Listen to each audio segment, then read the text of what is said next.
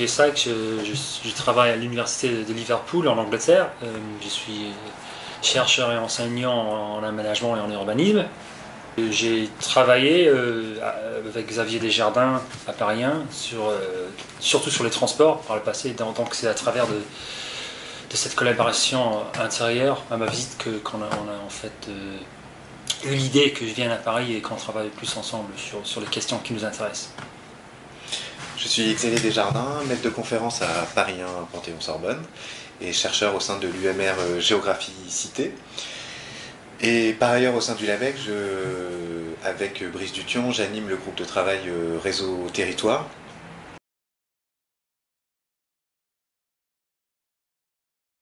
Suite à l'invitation, j'ai passé deux mois ici à Paris à travailler avec Xavier et puis ensuite à donner quelques cours aux étudiants de Paris 1 et puis aussi pour le LAVEC, une conférence publique. Et j'ai trouvé que l'expérience, ça a vraiment apporté une valeur ajoutée à notre collaboration parce que j'ai pu rencontrer d'autres collègues ici à Paris que je connaissais peut-être de nom à travers leurs travaux avant, mais je ne les connaissais pas personnellement. Et c'est justement très important des fois de vraiment être dans le contexte de ces collaborateurs. Donc c'est des échanges assez riches avec des collègues et aussi avec des doctorants.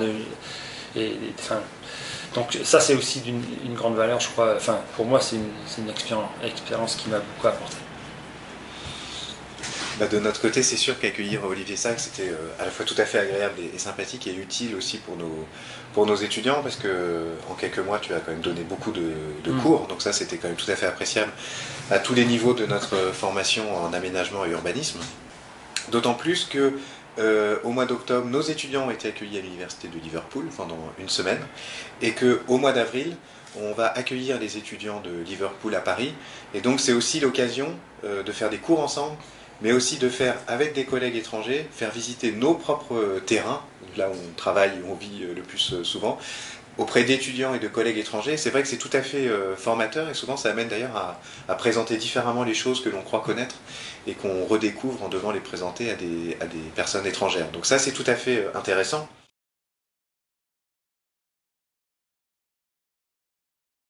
Donc sur la recherche, l'expérience était très utile pour moi, justement dans un premier temps d'approfondir et discuter de nouveaux projets avec l'équipe ici à Paris, c'est-à-dire reprendre un peu les thèmes qu'on avait travaillé déjà et sur lesquels on avait publié un numéro spécial d'une revue, Time Planning Review, c'est une revue anglaise cette année. Mais aussi, pour moi, il y avait un intérêt de travailler un peu dans le comparatif encore, parce qu'en ce moment, je prépare un manuel, un livre sur comment on peut enseigner et comprendre un peu les aspects internationaux de l'urbanisme et de l'aménagement.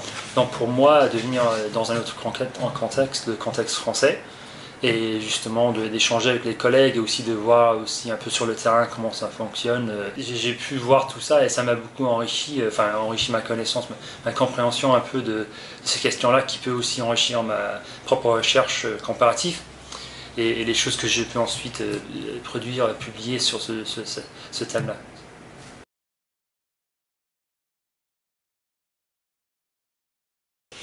Donc après cette expérience très positive à Paris, on va continuer à travailler ensemble sur des choses bien concrètes.